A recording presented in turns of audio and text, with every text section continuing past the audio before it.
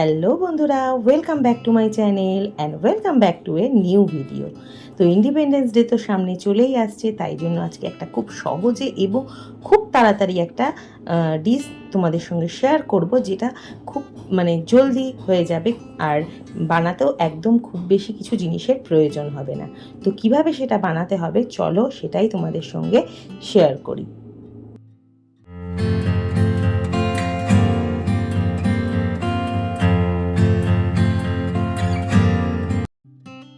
তো দেখো, এটা বানানোর জন্য আমার খুব বেশি জিনিস লাগবে না, কয়েকটা জিনিস লাগবে। কড়াইটা গরম করে একটু ঘি দিয়ে দিলাম, তার মধ্যে দিয়ে দিলাম 1 বাটি মতন সুজি, 1 বাটির একটু কম দিয়ে ভালো করে এটাকে নেড়ে চেড়ে নেব। 5-6 মিনিট মতো এটাকে সুন্দর করে আমি কড়াইয়ে নেড়ে চেড়ে নেব। তারপরে এর মধ্যে দিয়ে দেব জল আর পরিমাণ মতো চিনি। যে পরিমাণ মিষ্টি ভালোবাসো সেই পরিমাণ চিনি দিয়ে দেবে। তো এটা বানানোর জন্য কিন্তু খুব বেশি জিনিসের প্রয়োজন হবে না, খুব অল্প জিনিস দিয়েই হবে আর খুব তাড়াতাড়িও তৈরি হয়ে যাবে। তাই তোমরা কিন্তু অবশ্যই এটা বাড়িতে একবার ট্রাই করে দেখতে পারো। আর এই সময় নানা রকম স্কুল প্রজেক্ট হয়, বিভিন্ন নানা রকম অনুষ্ঠান হয়, সেখানেও কিন্তু এইগুলো বানাতেই হয় নানা রকম জিনিস।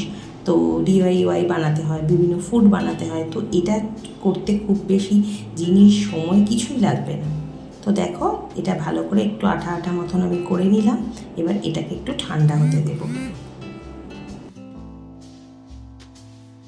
এবার এটা ঠান্ডা হয়ে গেলে দেখো, 3টে প্লেটে আলাদা আলাদাভাবে নিয়ে নিয়েছি। আর তার মধ্যে দিয়ে দেবো একটু একটু করে ঘি আর দিয়ে দেবো একটু করে গুঁড়ো দুধ, আর দিয়ে দেবো ফুড কালার। এই দেখো, একটা গ্রিন ফুড কালার নিয়েছি আমি।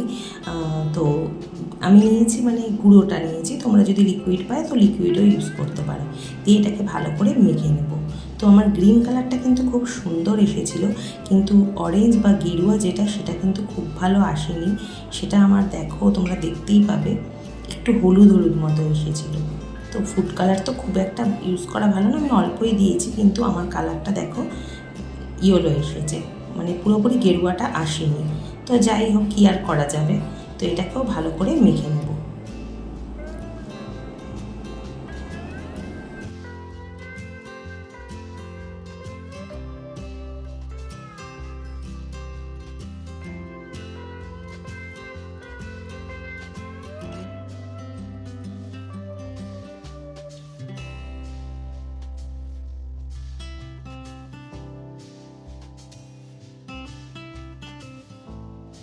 এরপরে যে সাদাটা ছিল, সাদা যে সুজির মণ্ডটা ছিল, সেটার মধ্যেও একটুখানি গুঁড়ো দুধ আর ঘি দিয়ে এটাকেও মেখে নিলাম। দেখো, 3টে কালারেরই আমার রেডি হয়ে গেছে। এরপরে আমার জিনিসটা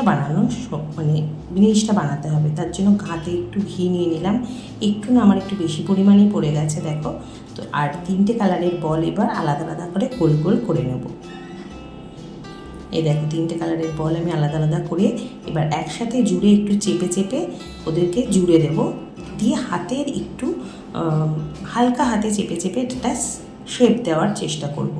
তো আমি একটু লম্বা লম্বা শেপ দিয়েছি, কারণ আমার মনে হচ্ছে লম্বাটা দেখতে বেশি ভালো লাগবে। আমি রাউন্ড শেপে গোলেও একটা করে দেখাবো তোমাদেরকে। তো এটা সাজানোর জন্য দেখতে ভালো লাগবে বলে আমি এইরকম করেছি। তো আরও 2-1টা আমি করে করে তোমাদেরকে দেখাচ্ছি, চলো।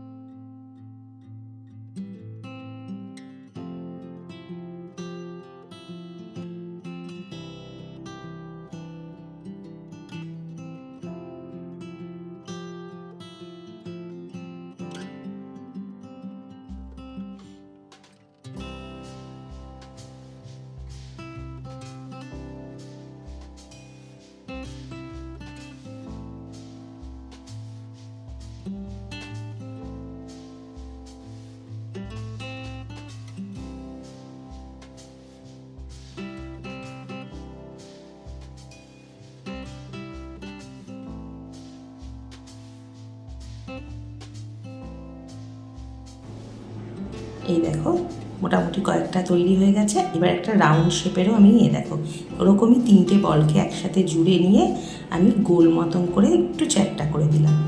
তো এটা আর একটা করলাম, যেটা মাঝখানে দেব। দিয়ে এবার সুন্দর করে প্লেটটাকে সাজিয়ে নেবো যাতে দেখতে ভীষণ সুন্দর লাগে। তো কেমন সহজে আর খুব তাড়াতাড়ি করে নিলাম তোমরা দেখতেই পেলে। একদম মানে কম জিনিসও লাগছে আর খুব সহজেই তৈরি হয়ে যাচ্ছে। তোমাদের কেমন লাগলো তোমরা কিন্তু কমেন্ট করে জানাতে ভুলো না। আর অবশ্যই বাড়িতে ট্রাই করে দিও। যদি বাচ্চাদেরকেও করে দাও, বাচ্চারাও কিন্তু এটা খেতে ভীষণ ভালোবাসবে, কারণ দেখতেও ভালো লাগছে। দেখো কত সুন্দর। আরেকটু সাজানোর জন্য আমি এর উপর দিয়ে একটুখানি করে গুঁড়ো দুধ দেখো একটু ছড়িয়ে দিচ্ছি। হয় পাউডার সুগার বা গুঁড়ো দুধ, যেটা তোমাদের মনে হবে সেটা একটু সাজানোর জন্য আমি জাস্ট ছড়িয়ে দিলাম। তো কেমন লাগলো তোমাদের রেসিপি? অবশ্যই লাইক কমেন্ট শেয়ার করতে কিন্তু ভুলো না। আর যারা নতুন বন্ধু আমার চ্যানেলে এসেছো অবশ্যই চ্যানেলটাকে সাবস্ক্রাইব করে পাশে থাকা বেল আইকনটা প্রেস করে দিও। তো চলে আসবো আবার নেক্সট ভিডিও নিয়ে। ততক্ষণের জন্য টাটা, সবাই ভালো থেকো, সুস্থ থেকো, আর অ্যাডভান্স হ্যাপি ইন্ডিপেন্ডেন্স ডে।